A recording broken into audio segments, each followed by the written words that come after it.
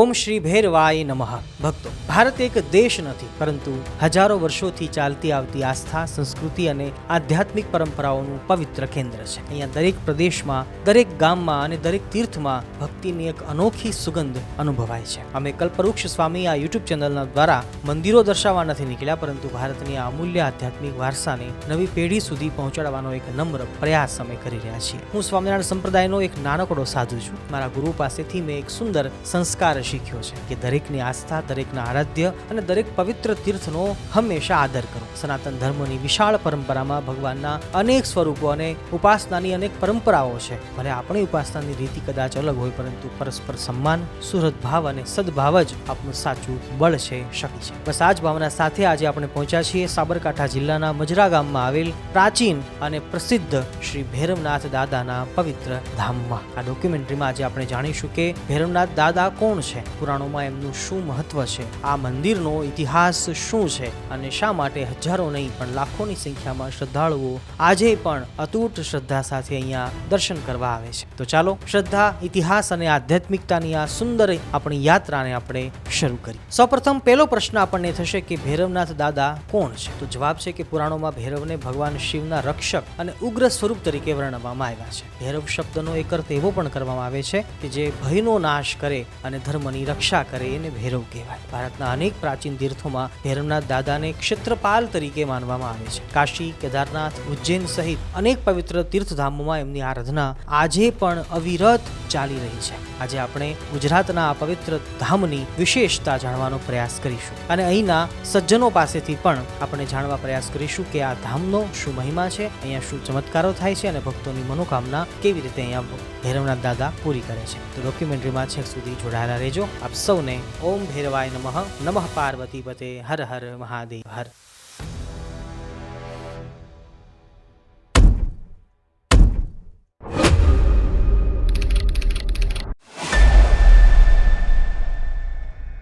ડોક્યુમેન્ટરીમાં આગળ વધતા પહેલા તમામ ભક્તોને નમ્ર અપીલ કરું છું કે વિડીયો જોયા બાદ જો તમને ખરેખર આનંદ આવે અને ઘેર બેઠા દર્શનનો જરા પણ સંતોષ થાય તો ઓછામાં ઓછું 100 રૂપિયાનું અનુદાન જરૂર કરજો, જેનાથી અમને નવા તીર્થસ્થાનમાં શૂટિંગ કરવા જવાની હિંમત મળે. કારણ કે ડોક્યુમેન્ટરી શૂટ ખર્ચાળ હોય છે અને આપણા ધર્મ માટે 100 રૂપિયા એ બહુ મોટી રકમ નથી, ખરું ને? સ્ક્રીન ઉપર નંબર અને સ્કેનર છે. તમારું અનુદાન સદાય અમારી પ્રેરણા બનશે. ચાલો ડોક્યુમેન્ટરીમાં આપણે આગળ વધીએ. ઓમ શ્રી ભૈરવાય નમઃ. ભૈરવનાથ દાદાની જય. ઓમ નમઃ પાર્વતી પતે. હર હર મહાદેવ હર.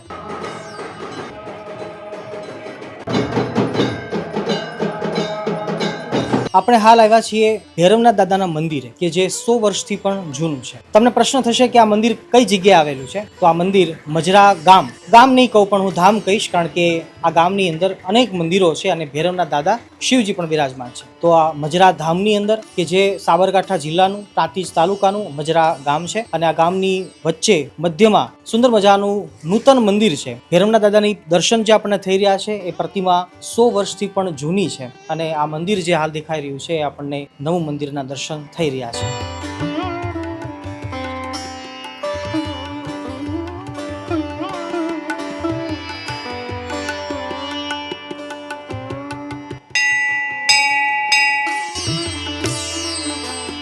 ગામના આગેવાનો, સજ્જનો, અગ્રણીઓ એમની પાસેથી આ સ્થાનનો જ્યારે મહિમા અમે સાંભળ્યો ત્યારે અમને એવું જાણવા અને સમજવા મળ્યું કે ભૈરવનાથ દાદા બહુ જ પ્રતાપી છે, ભક્તોના મનોરથ સંકલ્પોને પૂરા કરે છે, ખૂબ જ દયાળુ છે. ભૈરવનાથ દાદા એટલે કોણ એ પ્રશ્ન થાય તો એના જવાબ રૂપે આપણે પાછળથી ચર્ચા કરવાની છે. પણ ટૂંકમાં એટલું જાણી લઈએ કે ભૈરવનાથ દાદા એટલે ભગવાન શિવજી, ભગવાન શંકર એમનું જ રૌદ્ર સ્વરૂપ છે. એટલે રક્ષક રૂપે જ્યારે ભગવાન શિવ બન્યા અને ત્યારે ભૈરવનું રૂપ ધારણ કર્યું અને જે હાલ સમાજની અંદર, આપણા હિન્દુ ધર્મની અંદર બટુક ભૈરવ તરીકે પૂજાય છે, ઓળખાય છે, મનાય છે અને ભક્તો એમની પૂજા કરતા હોય છે. ભારતની અંદર અનેક મંદિરો ભૈરવનાથ દાદાના છે.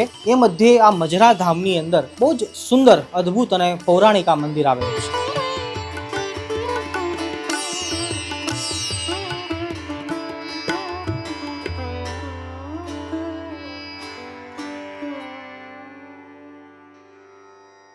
આપણા મજરા ગામના અગ્રણી એવા અનિલભાઈ આપણી સાથે છે, તો આપણે એમને પૂછીએ કે આ ભૈરવનાથ દાદાનું મંદિર અને આ મંદિર સાથે એવા કેવા ઇતિહાસો જોડાયેલા છે, સંકળાયેલા છે કે જે ખરેખર આશ્ચર્યકારી પણ છે અને કદાચ આપણે એને ચમત્કાર પણ કહીશું. અનિલભાઈ, આપણા આ મંદિર સાથે કેવા તહેવારો અને શા માટે એ તહેવારો એ ઓળખાય છે અને બધા લોકો આવે છે? આ ગામમાં મંદિર તહેવારોમાં બે જ છે, જે દિવાળી અને હોળી. એમાં ગામના છોકરાઓ દરેક ગામમાંથી લાકડા લાવે છે હોળી માટે, અને ત્યાં બધા છોકરાઓ ત્યાં રાત હોળી પ્રગટાવે છે અને આજુબાજુ પર ખૂબ આવે છે, ત્યાં હોળીમાં ચાલે છે, કોઈ બી તકલીફ છે નહીં. એટલે હોળીમાં ચાલે છે એટલે એ થોડું વિસ્તારથી સમજાવો. આ દાદાના શ્રદ્ધાથી ચાલે છે. તો હું જ્યાં સુધી સમજી શકું ત્યાં સુધી કે હોળી, વિશાળ હોળી પ્રગટે અને પછી સળગતી ચિતા ઉપર, સળગતી હોળી ઉપર જ શ્રદ્ધાળુ જે હોય છે, જે દાદાને દિલથી માનતા હોય છે, એમના ભક્તો હોય છે, એ ઉપર ચાલતા હોય છે ઉઘાડા પગે ચાલતા હોય છે અને છતાં પણ એને કશું થતું નથી. તો એવો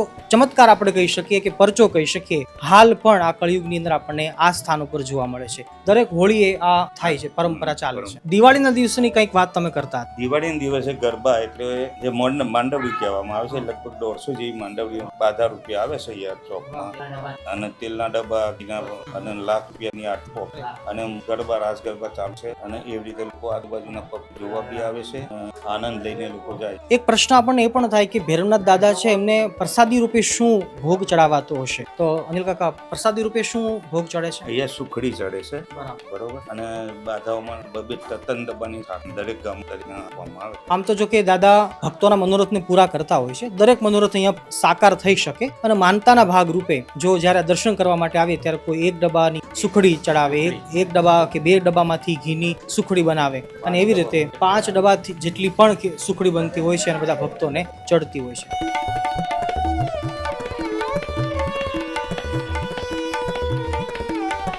એક પ્રશ્ન અનિલભાઈ એવો પણ હતો કે ગામના લોકોની કે ભક્તોની મનોકામના પૂરી તો થાય છે, પણ કેવી મનોકામના પૂરી થઈ શકે એના વિશે મેં સાંભળ્યું ત્યાં સુધી કે અહીંયા લોકોને કોઈને વિઝા મળતા નથી, અથવા તો કોઈને વિદેશ જવું છે, તો શું દાદા એમના મનોરથ પૂરા કરે છે? એવા કોઈ ઇતિહાસો છે? હા, અહીંયા ઇતિહાસમાં એવું છે કે અહીંયા પાટીદારના લગભગ 150 છોકરા બાધાથી એનઆરઆઈ, કોઈ ઓસ્ટ્રેલિયા, કોઈ અમેરિકા, કોઈ કેનેડા, એવા 150 છોકરા જિલ્લા છે, ત્યાંની કૃપાથી લોકો એ પૈસા અહીંયા બહુ મોકલે છે. કોઈ બી પ્રસંગ કરવો તો એનઆરઆઈઓ લોકો બહુ પૈસા અહીંયા મોકલે. બરાબર. મતલબ દાદા છે એ જો કોઈને વિદેશ જવું હોય તો તમને સપોર્ટ કરશે, એમના આશીર્વાદ મળશે, એમની કૃપા મળશે, તો ચોક્કસથી તમે દર્શન કરવા માટે આવી શકો છો. ભૈરવનાથ દાદા રક્ષક રૂપે અહીંયા બિરાજમાન છે, તો પોતાના ભક્તોની અનેક રૂપે રક્ષા કરે છે અને એમની મનોકામના પૂરી કરતા હોય છે.